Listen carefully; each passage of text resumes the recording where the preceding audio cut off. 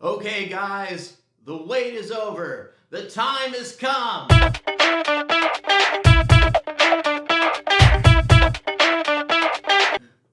I said, the time has come.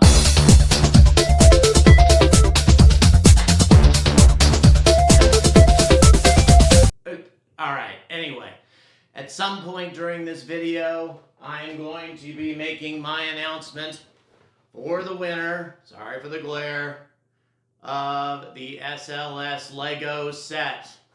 And our second prize as well. Again, sorry for the glare. But at some point during this video, I will be announcing the winners. So watch, stay tuned, and get ready. In my previous video, I described Olympus Mons, perhaps the greatest wonder of the solar system, an impossibly gigantic volcano that dwarfs anything else that we can imagine, as you can see here. But fortunately, this mountain seems to be dormant. Although the lack of impact craters in the region suggests that it may have been active as recently as a couple of million years ago. But that's nothing for us to worry about, right? Well, that's not entirely true, because terrifyingly beneath the mountains of Wyoming there lies the beginnings of our own Olympus Mons, a magma chamber much, much larger than anything that we previously thought it was. I mean, there's Wyoming, and there's the magma. It's pretty damn humbling. And the magma is rising to the surface bit by bit, year by year. And it has erupted before, and if it erupts again, it could result in the extinction of our species.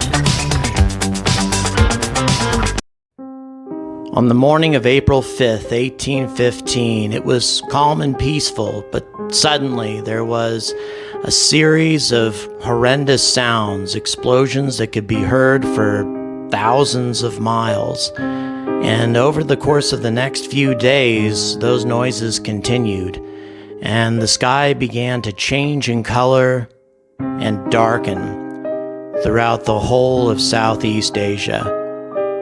Nobody really knew what had happened, but by the end of it, 70,000 people in the area had been killed by Mount Tambora in the area of Indonesia.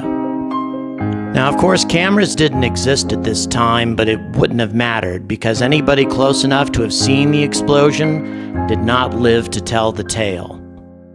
Tambora exploded with a force of 2 million Hiroshima bombs and ejected 150 cubic kilometers of ash into the atmosphere, or more than 100 times greater than that ejected by Mount St. Helens, a level 7 in terms of how we measure the strength of volcanic eruptions. But the consequences of this explosion were far greater than just the immediate deaths. The mountain ejected over 100 trillion liters worth of material into the atmosphere, completely blanketing the entire region with ash, turning the sky dark as night for at least 2 days. And then the consequences of the eruption went much further than that, as the sky darkened across the planet. Volcanic debris was deposited at least 800 miles away from the site of the explosion, and little wonder, because a pretty sizable mountain, 4,300 meters, abruptly and violently became a lot shorter.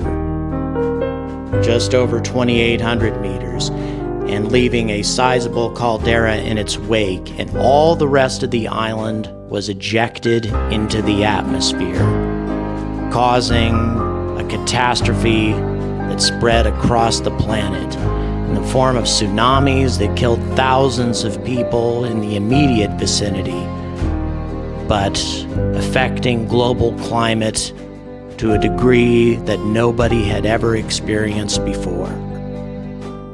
Temperatures dropped precipitously across the United States and Europe, and winter simply refused to go away.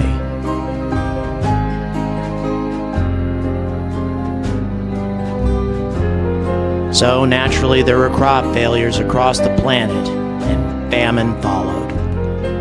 So great was the suffering that had led Lord Byron to write, "The world was void, the populous and the powerful was a lump, seasonless, herbless, treeless, manless, lifeless, a lump of death, a chaos of hard clay."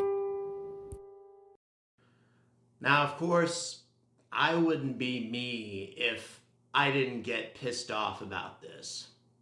Why am I so pissed?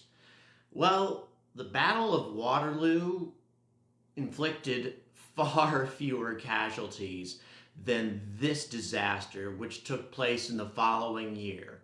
And yet, there has been volume after volume, book after book written about Waterloo. And this disaster barely qualifies for a single paragraph in your average history book. And as a matter of fact, in most world history books, it isn't even mentioned. Why?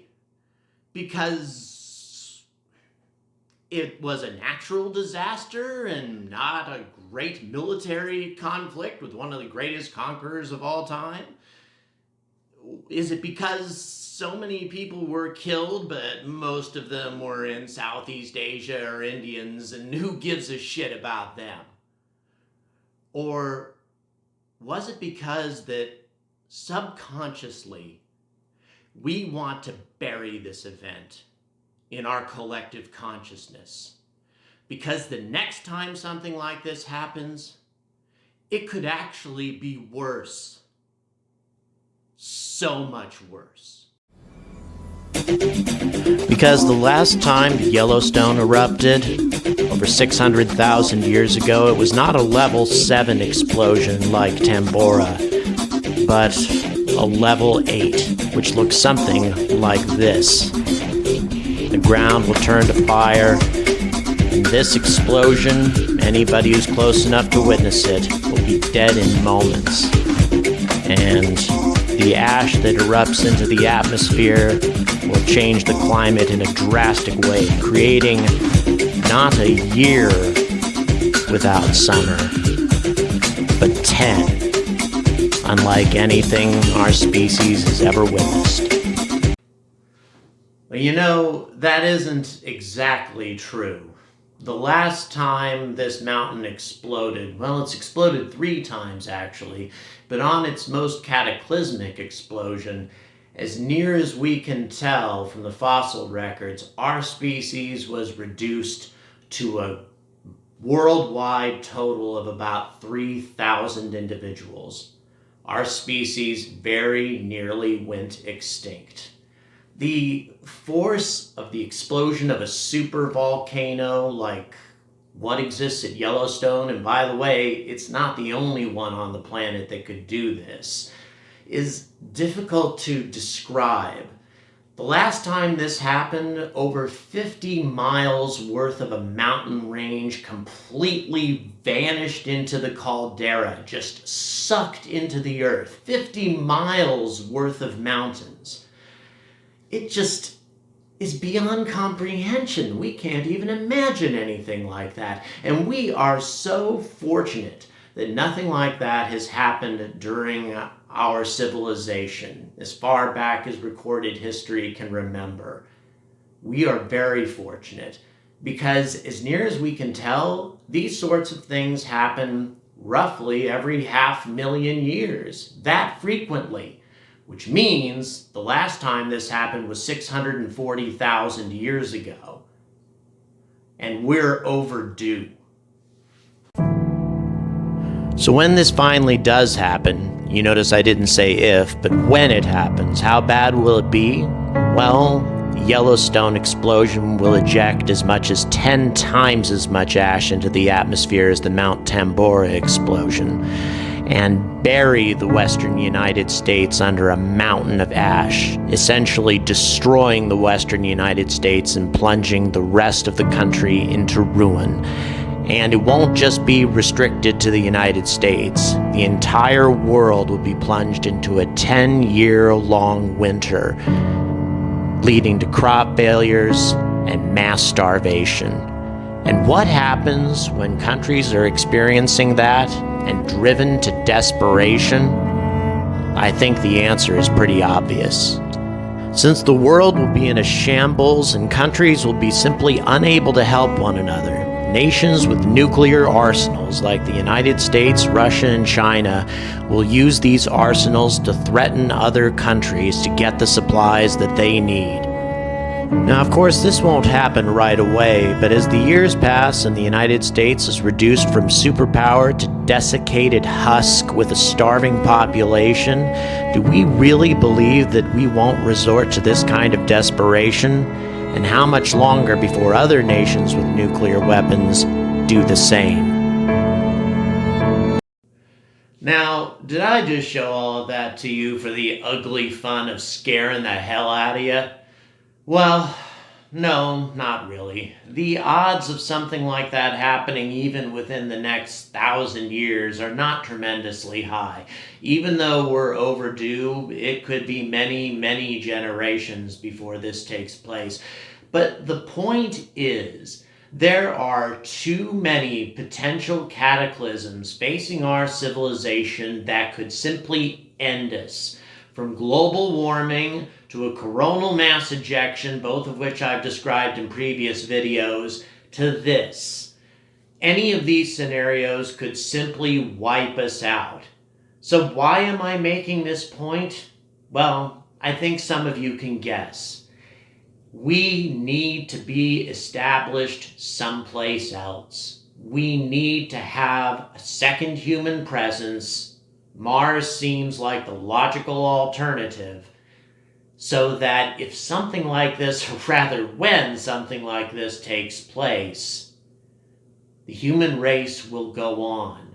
It's not just an asteroid. It's not just the fact that eventually the sun is going to get brighter and hotter a few million years from now, or something that distant or that unlikely. There are many very tangible and very possible things that could happen tomorrow that could end us. That's why we need to be someplace else. And I'm going to end this with one more picture. Before he died in 1996, Carl Sagan convinced NASA to turn the Voyager 1 cameras towards this tiny blue dot and pen these words. Look again at that dot. That's here, that's home, that's us. On it, everyone you love, everyone you know, everyone you ever heard of, every human being who ever was, lived out their lives. Every saint and sinner in the history of our species lived there, on a mote of dust, suspended in a sunbeam. Now, of course, the point that Mr. Sagan was trying to make is just how tiny and insignificant we are. All intelligent life that we know of is on that tiny blue dot and always has been.